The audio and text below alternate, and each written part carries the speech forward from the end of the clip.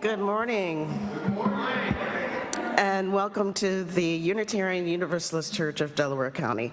And also happy Father's Day to all of you. Please stand as you are able to sing our opening hymn, number 1008 in the blue hymnal, When Our Heart is in a Holy Place.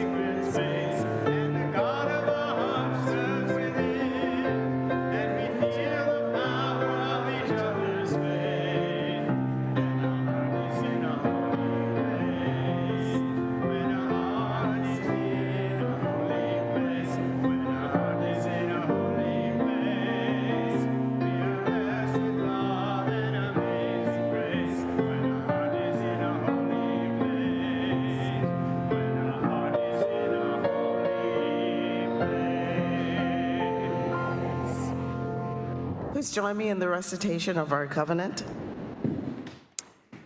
We covenant to embrace one another in community, to welcome all with an open heart and generous spirit, to seek to understand with grace and patience, speak our truths bravely and respectfully, and create space for all to be heard, acknowledged, and valued. Please take a moment to greet each other.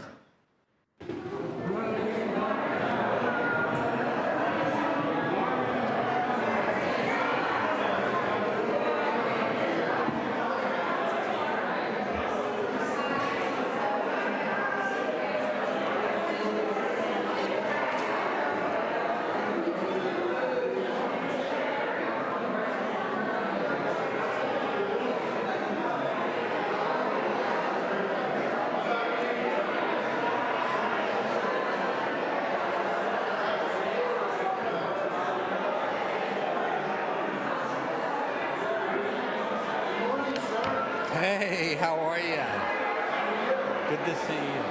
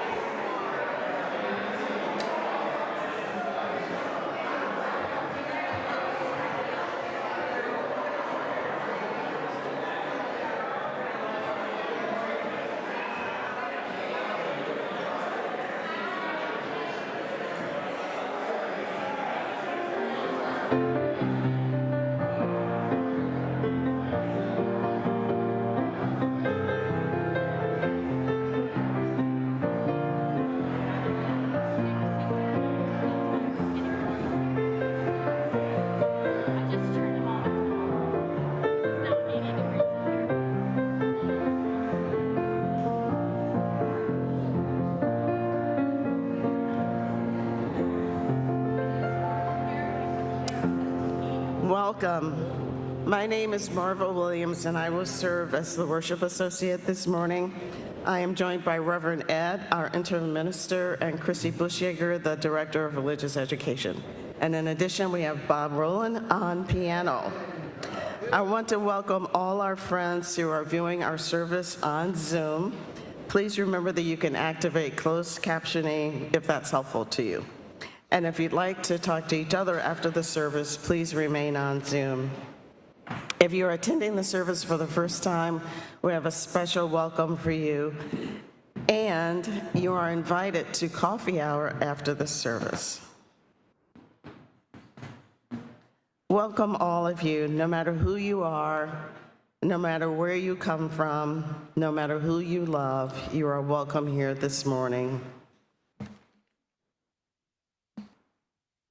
Our reading this morning is a Father's Day prayer by Amy Jones.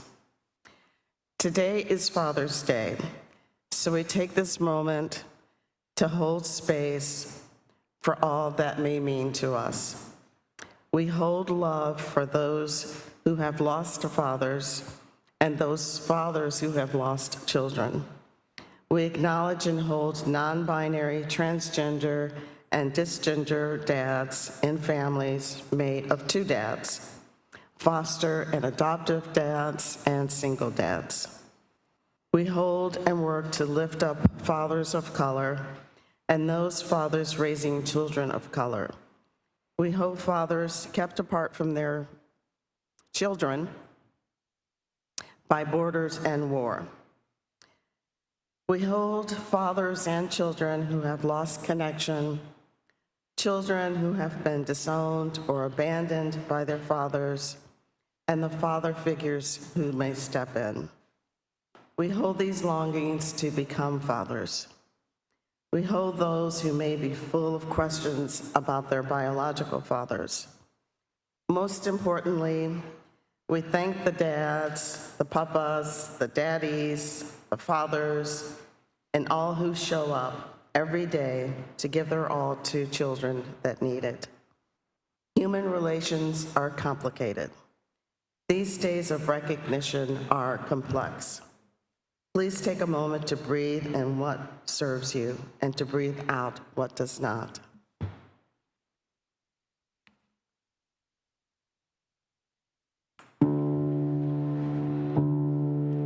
Please now enter into our centering song.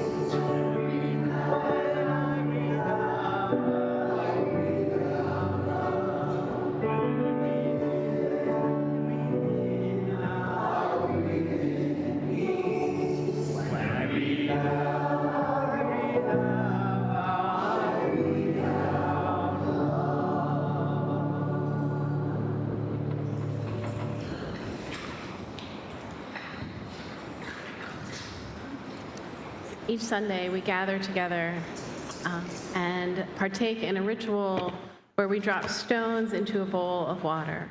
The stones represent the joys and sorrows and concerns that we bring with us to church. When we drop them in the bowl of water, they send out ripples, just as our joys and concerns ripple through our community. All are welcome to participate in this ritual. If you are joining us on Zoom, you may write your joy or sorrow in the chat.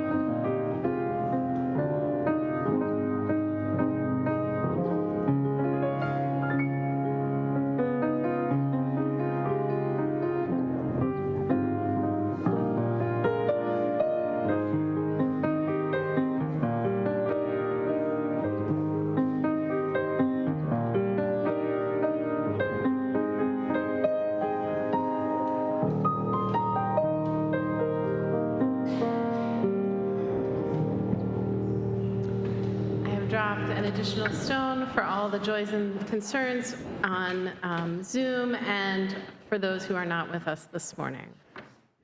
Please remain seated and join us in our sung prayer, number 123, Spirit of Life.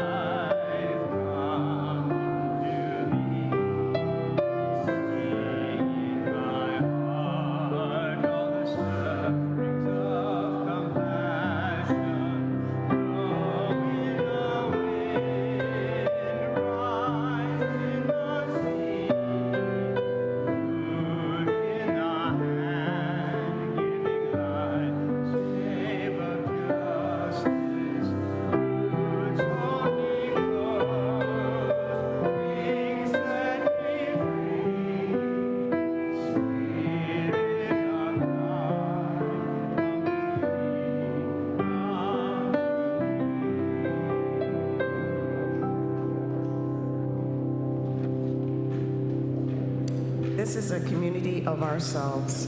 Its energy and resources are our energy and resources. Its wealth is what we share. As we contribute to this community, we enable its participation in the larger world around us. We gladly receive your donations on the phone number posted here, and you can also leave a donation in a box in the back of the room. Thank you very much for your generosity.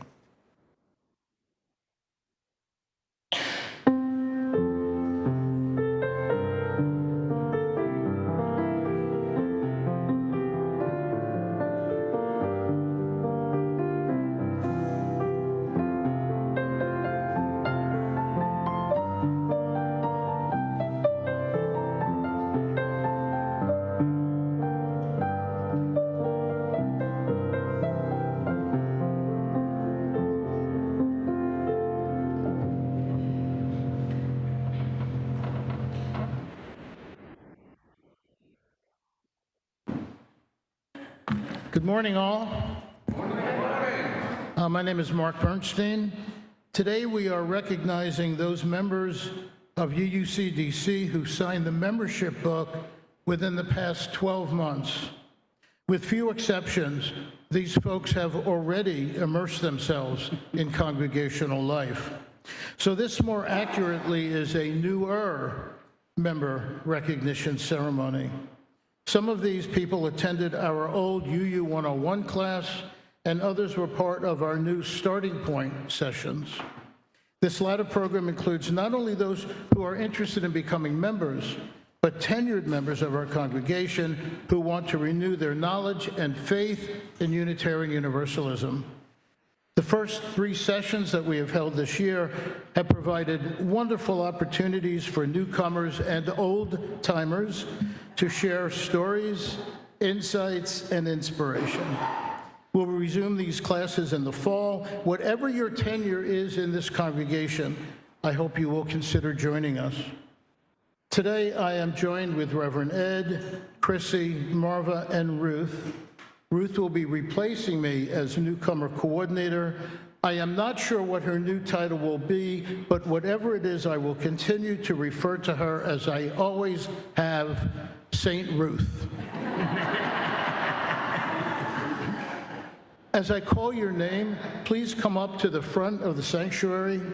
Everyone, please hold your applause until the end, unless I say something incredibly clever or funny, and then you can clap. A few people were not able to be here today. Scott Klum and Krista Apple and their son Colin, and Keith Macklin. Jen Capella and Mike Capella and son and Luca. Richard Gilpin. Sharon Clem. Sharon here? Oh, okay. Jeff Laban. Jeanette Lynch. Linda Prizer. Lisa Rosenberger. Victoria Weissman, Elliot Weissman.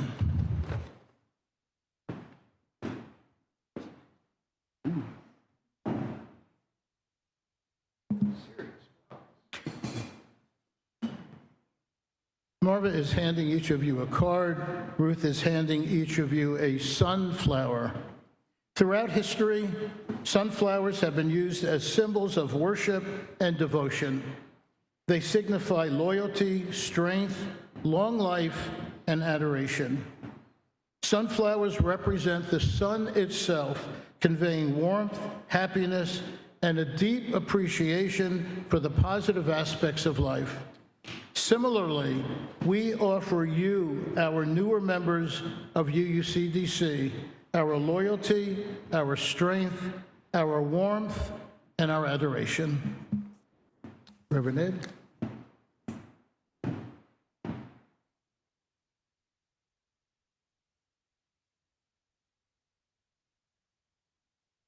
Thank you, Mark, and thank you for all your fantastic work you've done with those interested in learning about our faith. And Mark will continue to be engaged in this work with Ruth as we go forward. Today, we welcome into this community these new and newer members who have chosen to make a commitment to this congregation. We are so very glad to have you here with us and that you have chosen this community of fellow seekers to travel with you on your life journeys. Will you accept our gifts of fellowship, discovery, and service? Will you offer us your unique presence and gifts? Will you add your name to the long history of Unitarian Universalists who have spread hope with our living faith? Will you engage with us as we seek to create a community and a world dedicated to love and justice? If so, please respond by saying, "We will."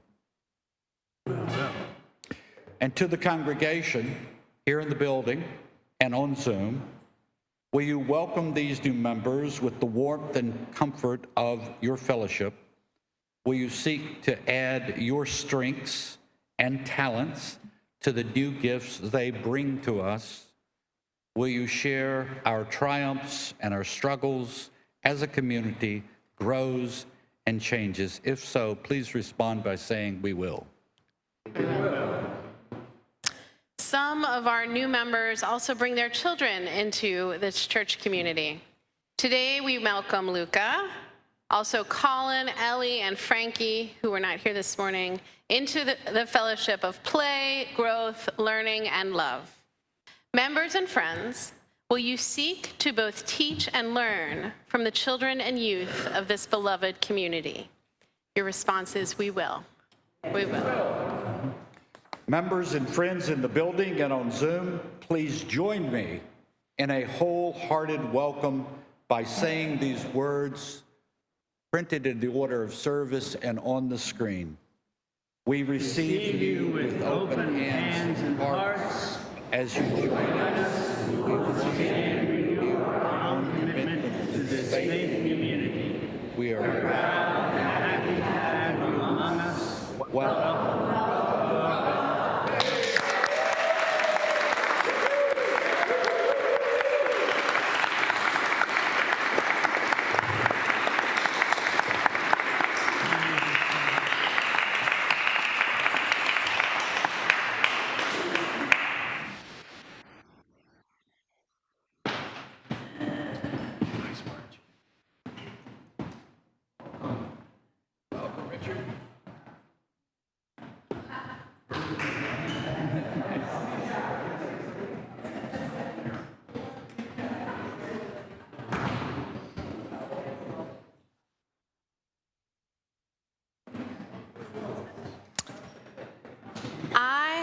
Story this morning from a good friend of mine. Her name is Becky Brooks. She is a religious educator and just general wonderful person.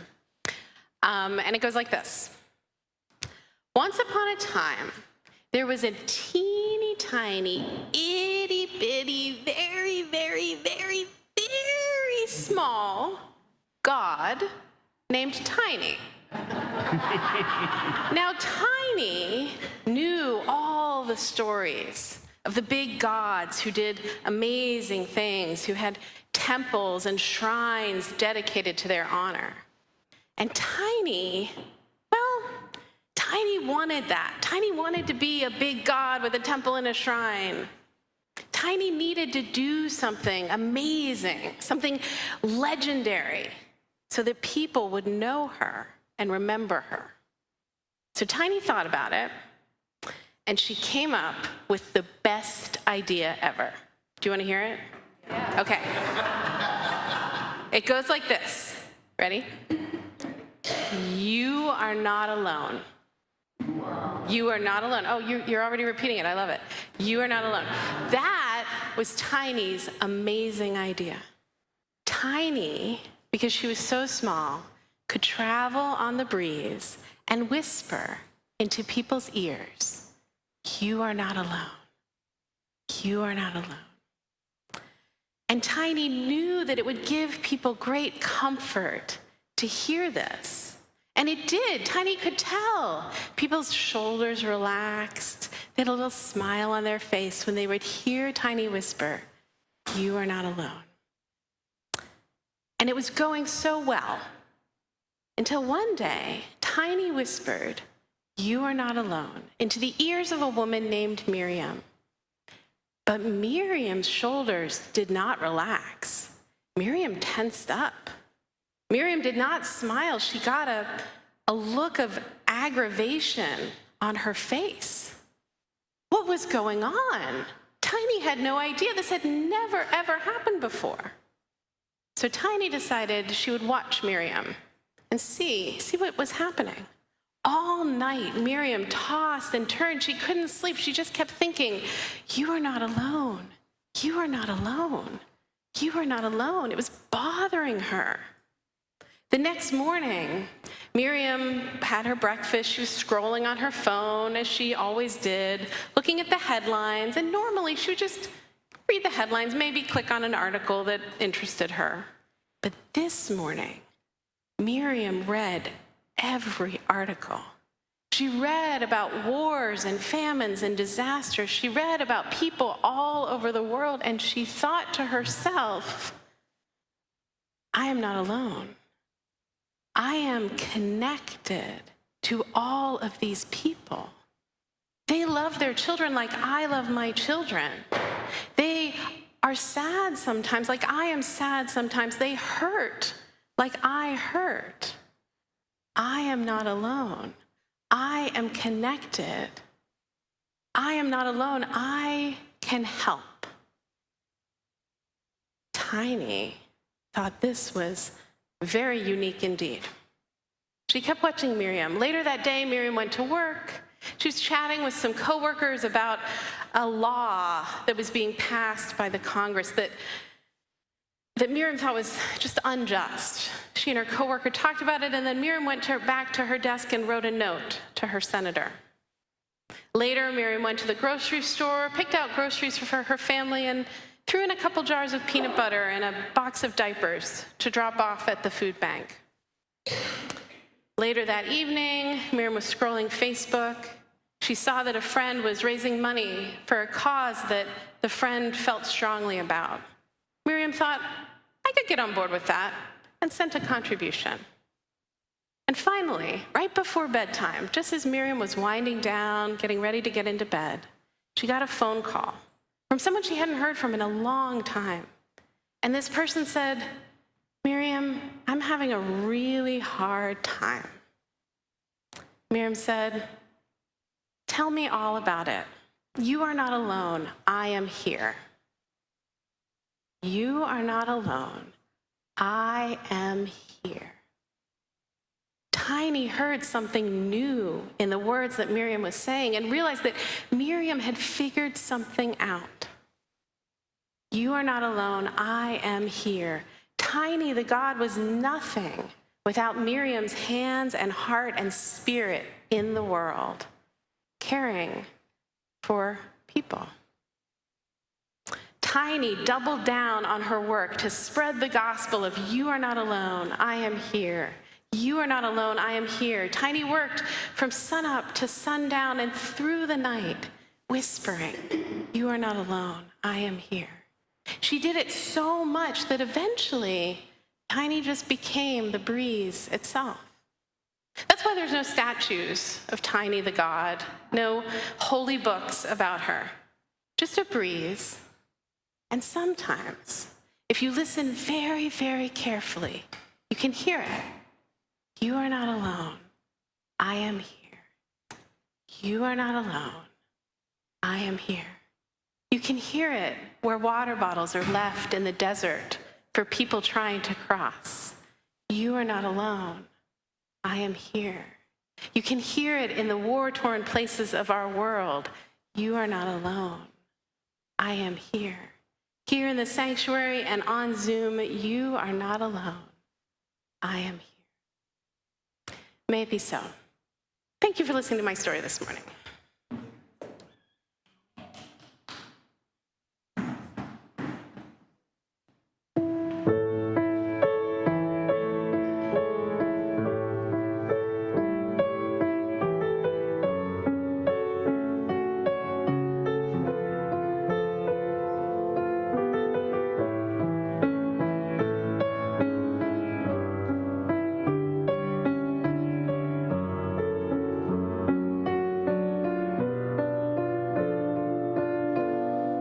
Every day is so wonderful, then suddenly it's hard to breathe. Now and then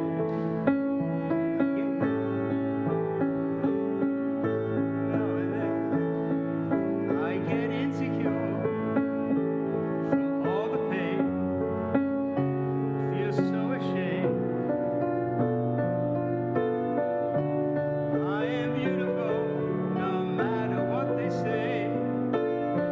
Words can't bring me down. I am beautiful in every single way. Yes, words can't bring me down. No, no. So don't you bring me down today.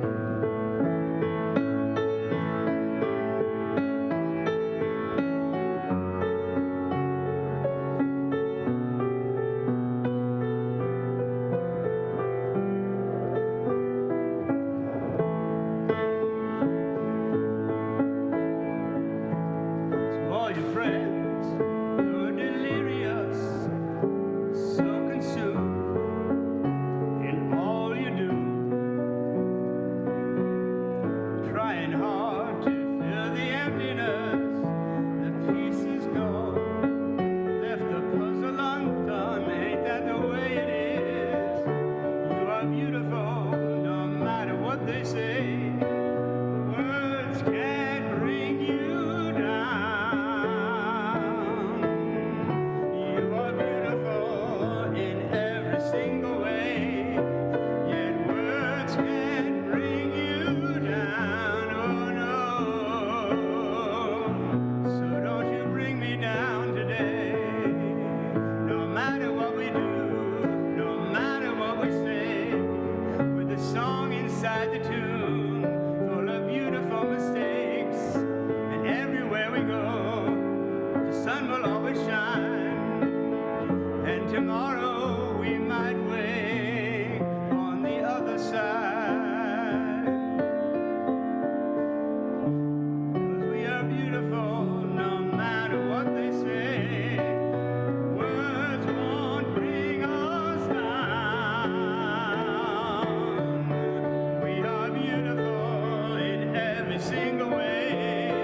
Yes, words can't bring us down. Oh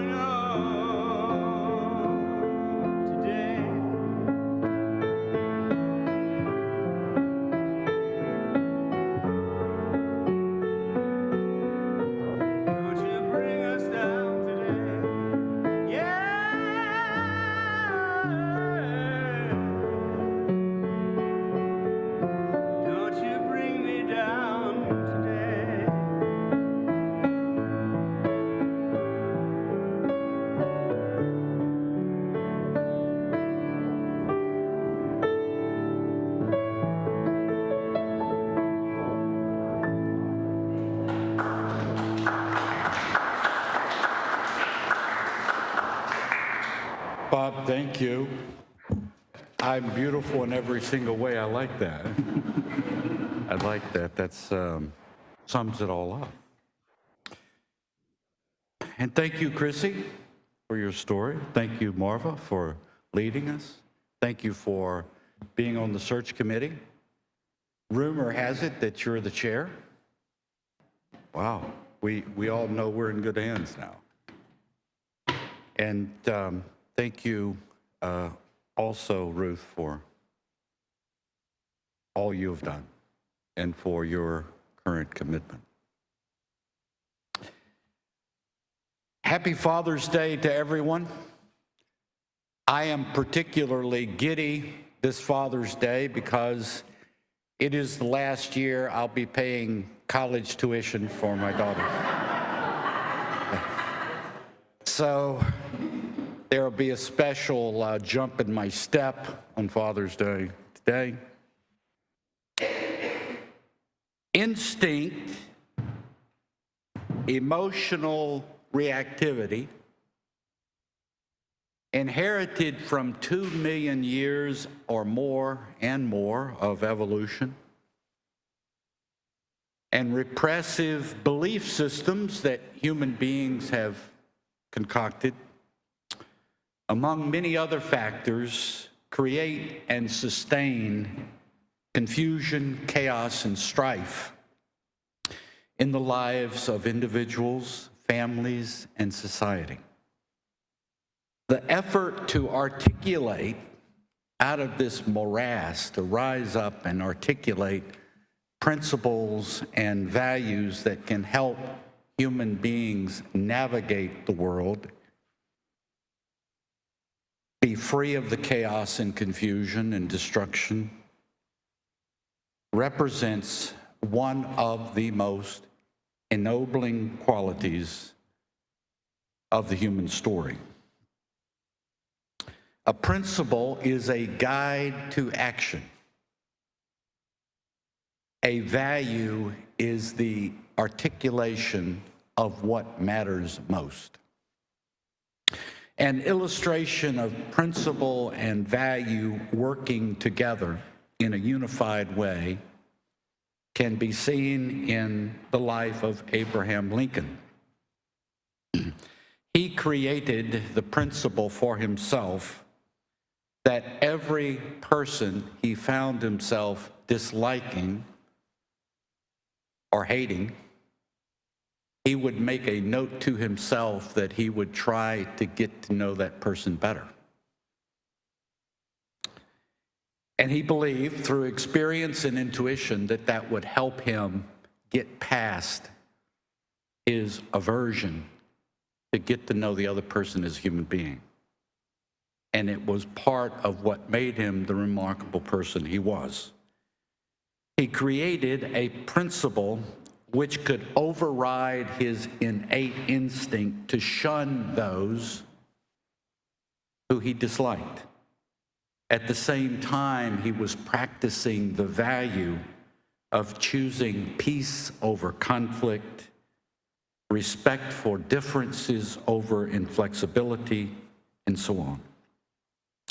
An explosion of attempts to create principles and values occurred between the 8th and 3rd century BCE in what is called the Axial Age. During this time in Persia, India, China, the Eastern Mediterranean region of West Africa, or West Asia rather, and the Greco-Roman world, various principles and values were articulated, creating what we now know of as Greek philosophy, Hinduism, the Hebrew prophets, the Confucian tradition, Buddhism, and Taoism. This activity seemed to be driven by an attempt by human beings to answer questions like, are there rules for living which help a human being establish peace within and around and among others? What is the meaning of life? What is justice? What is right? What is wrong?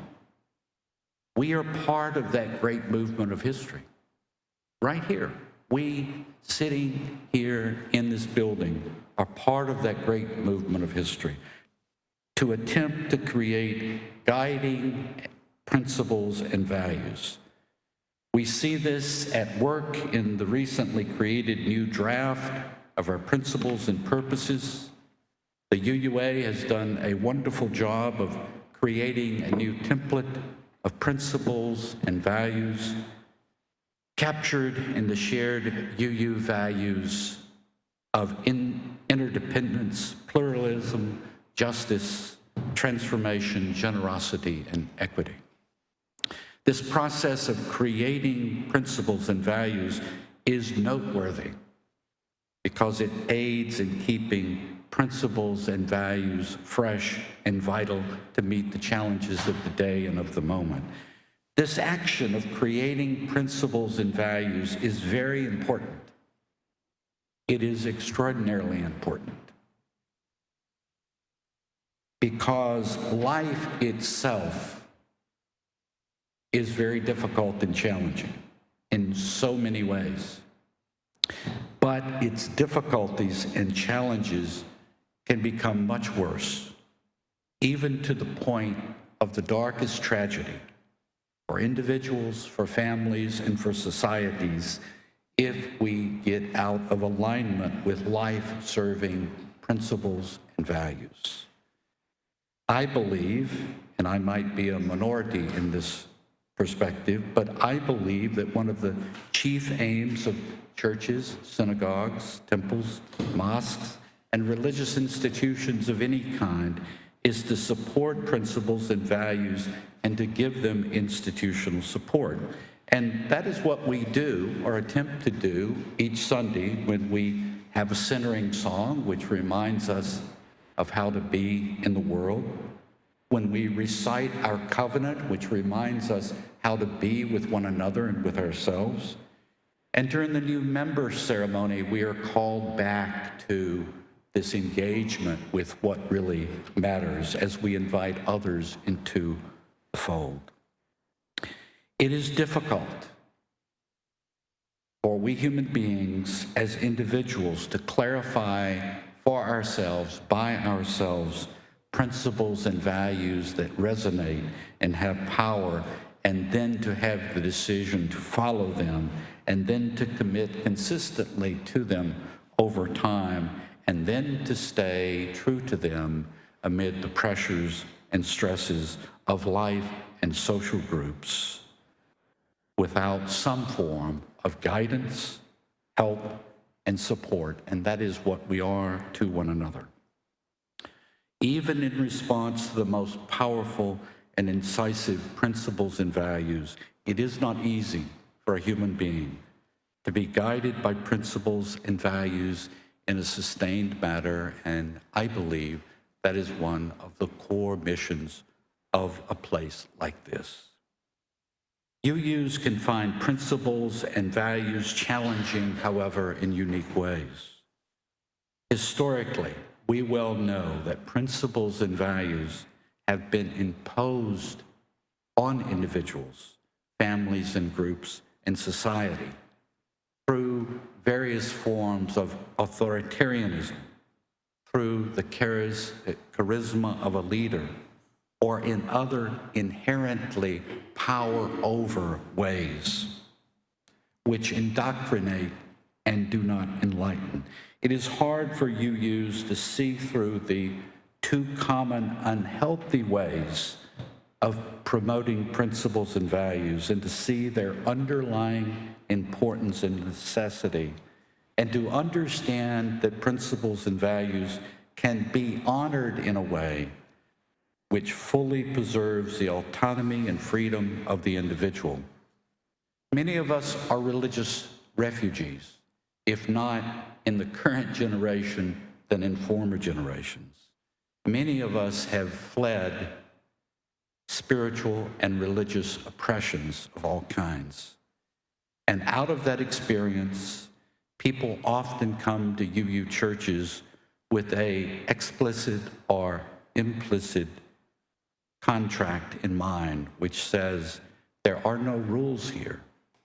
We don't have to believe anything. Anything goes. Actually, just the opposite is true.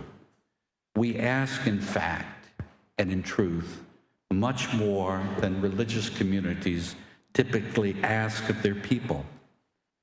We have developed a system of principles and values centered in life and requiring the engagement and the free assent of the individual, and not merely their passive acquiescence to dogma or belief. And we also call for the individual to discern within their own mind and heart what is true and right for them. It is a unique way of understanding faith, but we try to do it. It is difficult for people to hold in their minds simultaneously that we don't compel people to believe anything, but that we believe in the vital importance of carefully considered principles and values. With this background, let me turn to look at our first principle from our soon-to-be old principles, the worth and dignity of all persons, as a way of illustrating how principles function in our religious community and society. This principle is reaffirmed in the new statement of values under the value equity and stated as we declare that every person has the right to flourish with inherent dignity and worthiness. Over time, I have seen how very important this principle is. For over the years, I have observed how very, very many people struggle for affirmation, for a sense of being valued as a person, for a sense of being validated as a human being.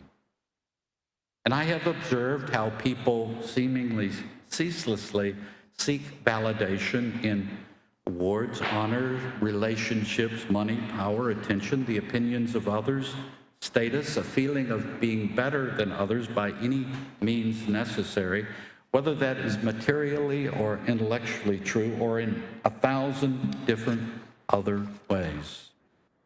Many people live in a kind of hell in which they devalue themselves through a continual calculation of their value based on comparisons of age, beauty, power, money, status, physical appearance, and in so many other ways. Unfortunately, in our times, digital platforms such as Facebook, Instagram, Snapchat, TikTok, and others have amplified this game of ceaseless comparisons. But nothing can ever give us a sense of validation that we have not given to ourselves. This is the truth of the first principle that calls us back to ourselves. We simply have to accept our own and others' worth and dignity as we are, without needing to be, do, or say anything to acquire it. This is so simple, it is hard to believe. We are surrounded by and immersed in influences which undermine continually the value of persons. And the first principle stands against this and embraces the belief that one's own life, whatever the situation, whatever our past or imperfections, whatever our known and unknown limitations, our own life as it is in each moment has a value and meaning that nothing can diminish, alter, or take it away. This involves letting go of all comparisons, all evaluations, all judgments, all sense of our own incompleteness and imperfections, and affirming our own worthiness without qualification in the here and now. And this is so simple, it is hard to believe. Each of us has a very important contribution to make to life. If we are grounded in knowing our own worthiness, if that is an incontestable article of belief we have about ourselves, we are empowered to live in dignity. Everybody here, every person on earth has an important contribution to make to life. Our contribution as individuals, in fact, is something no one else on earth can duplicate because of our special and unique relationship to life, our unique history and our context. We can't wait for someone to deliver a special letter to us from FedEx or someone else telling us this. We have to just know it with conviction that it is true and act like it. And then we begin to see it really is true. This congregation is on the cusp of something new. It is creating a new identity, even as it integrates what is most precious and valuable from the past. Something is about to begin to accelerate this process of movement towards shared ministry by preparing for a new settled minister. But have no doubt, the most important people for what happens to the future of this congregation are you, the people sitting here, and those who are members. I hope you will understand, each of you, that one of your most precious gifts to the world is this message that you are inviting people into, to be influenced by life-giving and life-serving principles and values. May we, following the words of Gandhi, seek to be the change we want to see happen in the world. May it be so. Amen. May we stand, please, as we are willing and able, in spirit or in body, for our closing hymn.